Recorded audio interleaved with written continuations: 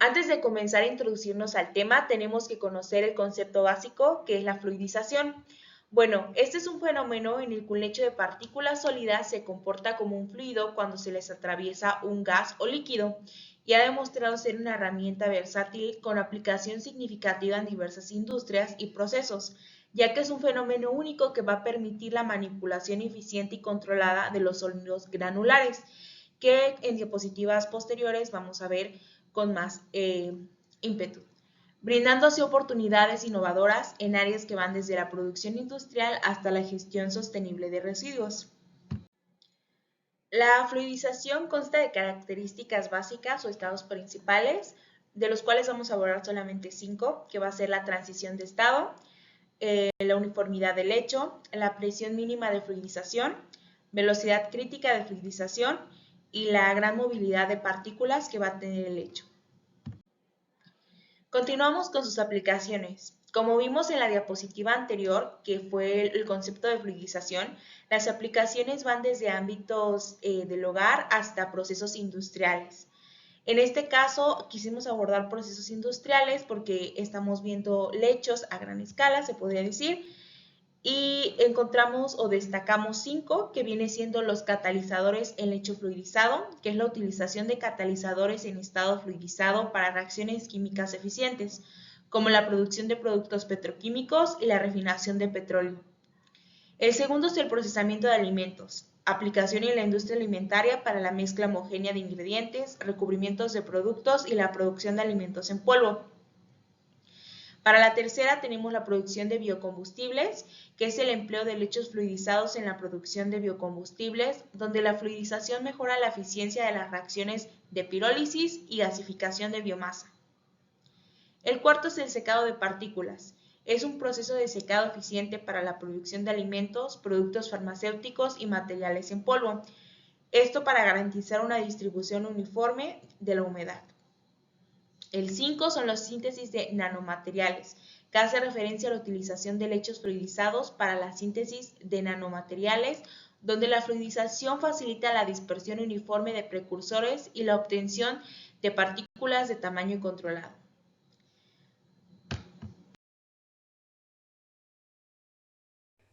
El secado. Hay condiciones que el método de secado. La granulación es el proceso.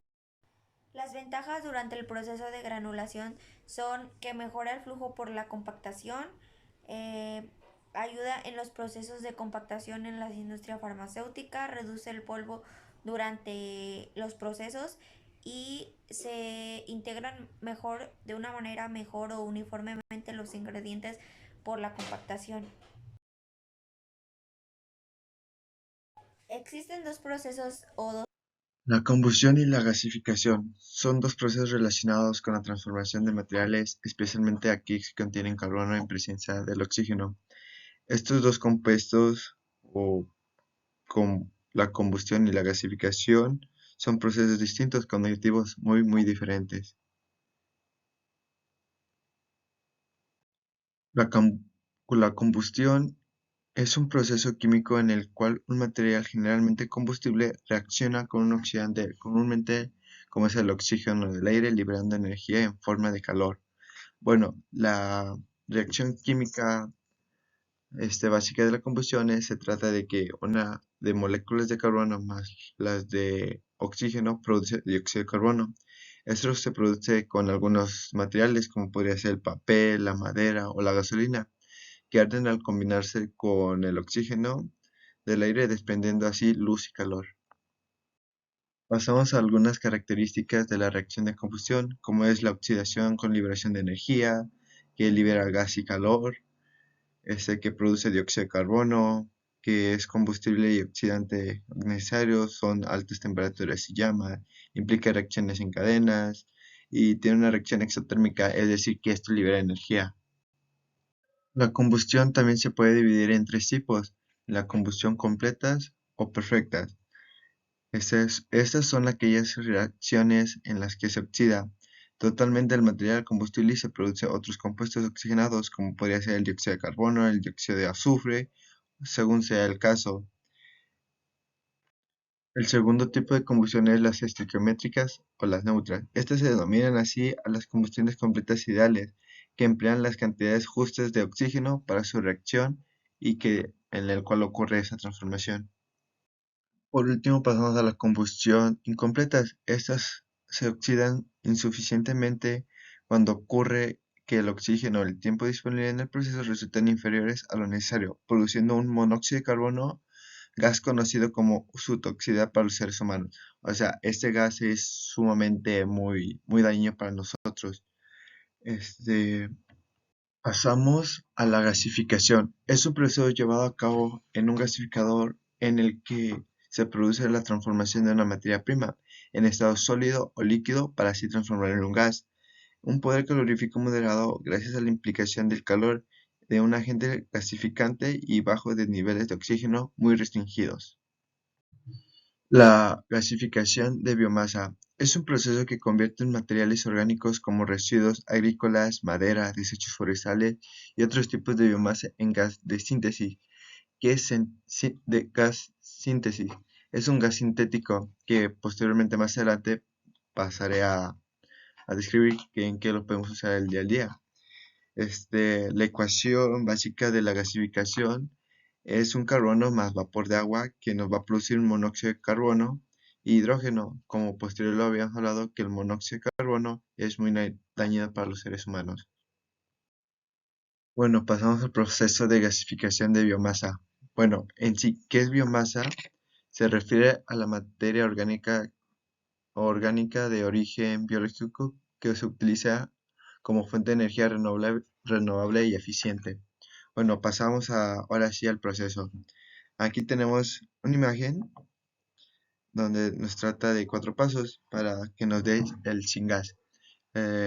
Proceso de secado que trata que la biomasa se seca para limpiar y eliminar la humedad y mejorar la eficiencia del proceso. 2. Pirólisis.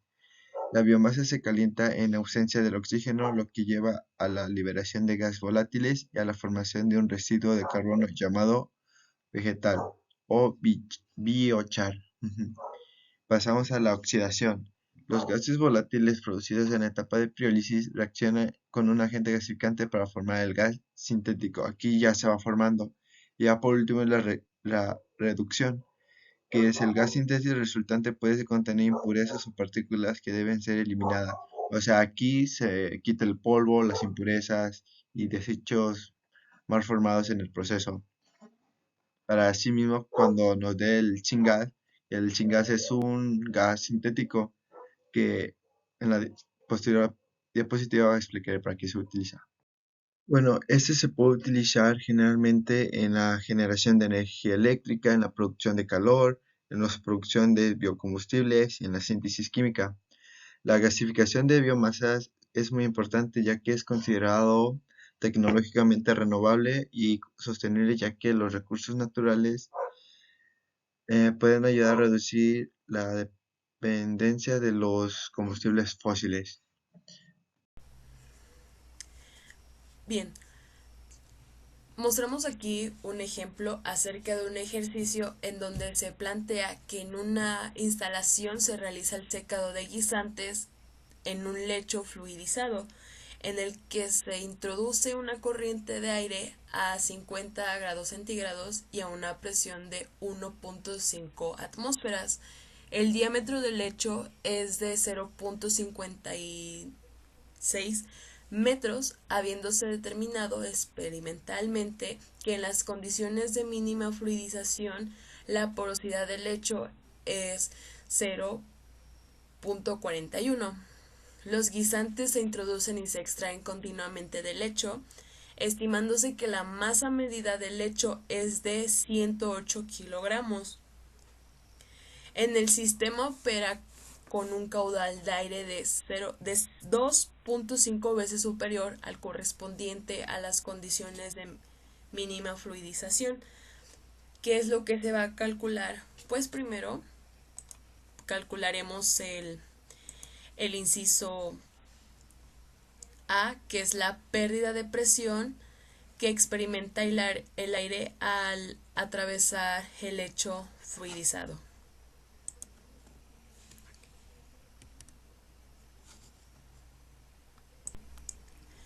Ok, entonces para poder calcular nuestro inciso A tenemos nuestra fórmula que posteriormente será sustituida encontrando primero los valores que es de densidad y de nuestra longitud de todo nuestro sistema. Esta ecuación nos dice que pues la caída de presión es igual a la longitud del sistema por 1 menos E, que nos indica la porosidad del lecho, por densidad, nuestra densidad que nos da principalmente, menos densidad, que esa es una variable que vamos a calcular, es la densidad del aire, por la gravedad, que bueno, como nosotros ya sabemos, la gravedad pues vale 9.81 metros sobre segundo al cuadrado. Ok, entonces para el cálculo de la longitud tenemos otra ecuación que bueno, principalmente nos da la masa del lecho, esto ya lo tenemos. Posterior a ello es igual a densidad principal por área por la longitud de nuestro sistema, que esa parte es la que vamos a despejar nosotros, por 1 menos la porosidad. Entonces, para cada uno de estos vamos a sustituir los valores que nosotros tenemos. En este caso, pues ya tenemos la masa, la densidad que nos da principalmente, A, que es el área de todo el sistema, que bueno, es pi sobre 4 por 0.56 metros al cuadrado, por la longitud es lo que nosotros vamos a despejar, esto por 1 menos 0.41. Ok, entonces pues al calcular todo esto, nos da que es, la longitud nos da 0.845 metros. Pues vamos a cancelar, se cancelan los kilogramos con los kilogramos de la masa con los kilogramos de la densidad. Vamos a también cancelar metro cúbico con metro cuadrado, que pues esto cuando nosotros restamos los exponentes nos va a quedar 1, o sea, lo que queda de metros de la longitud. Ok, ya al obtener esto, lo que haremos es el cálculo de la densidad del aire, que está a 50 grados Celsius. Y bien, tenemos esta expresión que es la densidad, es igual a la presión por presión manométrica sobre R menos temperatura. Ok, para las presiones vamos a hacer una conversión de atmósferas a pascales. Aquí podemos ver cómo pues vamos a cancelar las atmósferas y nos va a quedar pascales. Cuando nosotros hacemos pues todos estos cálculos, sabemos que pues nuestra constante R, pues las dimensiones son, o sea, referente a nuestro sistema que vamos a pues a cancelar, ¿no? En este caso pues las dimensiones son metro cúbico por pascales sobre la temperatura, igual la temperatura va a ser en Kelvin por kilomol. Entonces pues atmósferas se cancelan con atmósferas, pascales se va a cancelar con los pascales de la constante R. La temperatura también se va a cancelar con las variables con las variables de la constante R.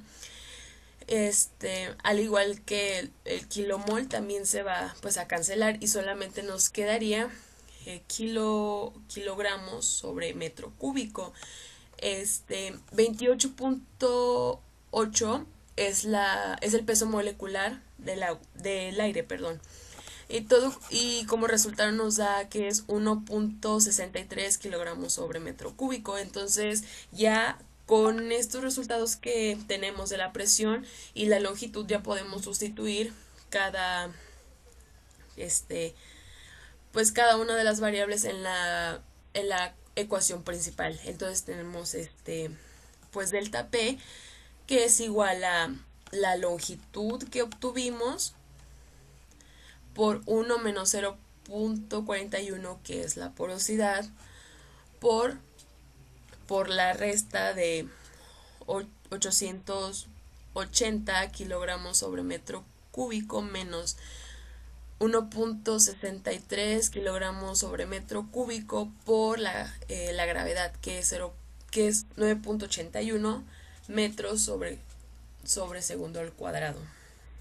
Cuando nosotros pues hacemos los cálculos, pues vamos a eliminar algunas unidades, y de todo esto nos va a quedar en pascales. El resultado fue de 4.295.91 pascales.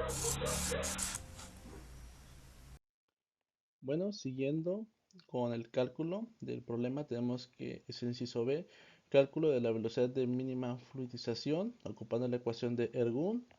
La presión es constante y vemos que la variación de la constante es igual a 150, que está multiplicado por 1 menos la porosidad del lecho, que está multiplicado también por la viscosidad, también por la velocidad del lecho, por la longitud del lecho, sobre la porosidad del lecho al cubo, por el diámetro al cuadrado igual del lecho, y por su densidad, más 1,75, y está también multiplicado por 1 menos la porosidad del helecho por su velocidad al cuadrado por su longitud, sobre la porosidad del helecho al cubo por su diámetro, y todo eso está multiplicado por la gravedad.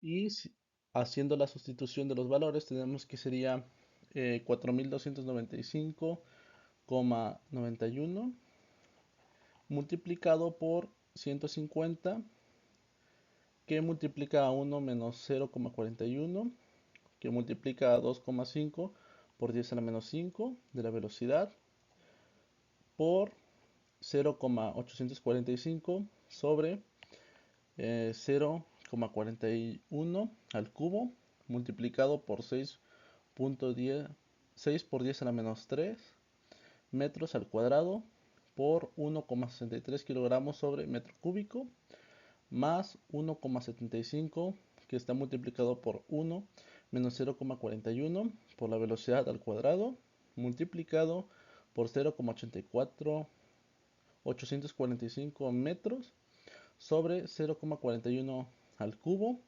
que está multiplicado por 6 por 10 a la menos 3 metros, y al final está multiplicado por la gravedad, que son 9,81.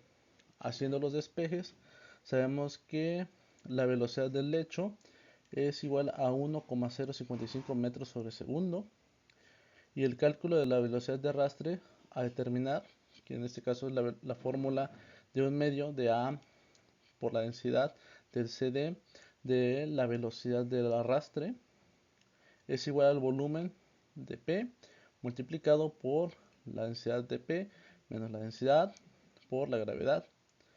Haciendo los cálculos de AP es igual a pi sobre 4 por el diámetro de P al cuadrado, que es igual a 2,82 por 10 a la menos 5 metros cuadrados, y tenemos un dP que es igual a 0 del diámetro, que es igual a 6,10 a la menos 3 metros.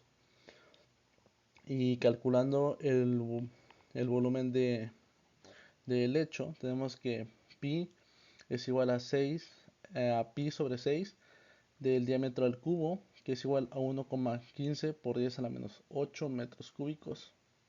Haciendo la sustitución de valores, tenemos que sería un medio que multiplica a 2,82 por 10 a la menos 5 metros cuadrados por 1,83 kilogramos sobre metro cúbico del CD multiplicado por la velocidad de arrastre al cuadrado, que es igual a 1,15 por 10 a la menos 8 metros cúbicos, que también está multiplicado por 880 menos 1,63 kilogramos sobre metro cúbico y multiplicado por 9,81, que es de la gravedad. Despejando la velocidad de arrastre en función del coeficiente de fricción, tenemos que sería la raíz de 9,74 por 10 a la menos 4 sobre 2,30 por 10 a la menos 5 CD. Y para el cálculo de la velocidad de arrastre se plantea un tanteo como el siguiente, donde la velocidad de arrastre supuesta por el número de Reynolds y la variación de cero del gráfico de CD, la velocidad de arrastre calculada, la velocidad de arrastre supuesta y la velocidad de arrastre calculada. Y tenemos que es 10,292 metros sobre segundo, 4026,23, 0,4 y 10,292 metros sobre segundo. Y al final tenemos que la velocidad de arrastre es igual a 10,292 metros sobre segundo. El siguiente punto de nuestro ejercicio es el C, que dice caudal de aire que habrá de utilizarse si supera a 2.5 veces la velocidad mínima de fluidización. Para empezar tenemos que saber que la velocidad mínima de fluidización obtenida en el paso anterior, que es en el B, es de 1.055 metros sobre segundo. A esto lo vamos a multiplicar por el valor 2.5 que nos dice el enunciado. Esa multiplicación nos dará un valor de 2.6375 metros sobre segundo. La fórmula para calcular el caudal es Q es igual a V por A, en donde la V es la velocidad y el A es el área. Tenemos que nuestra área dentro de nuestro problema es pi por diámetro al cuadrado entre 4 y está expresada en metros. Entonces solamente sustituiremos los valores. Tendremos que el caudal es igual a 2.6375 metros sobre segundo, que es la velocidad, multiplicado por pi 0.56, que es el diámetro al cuadrado, entre 4. Ese resultado nos dará el caudal, que es de 0.64961 y está expresado en metros cúbicos sobre segundo.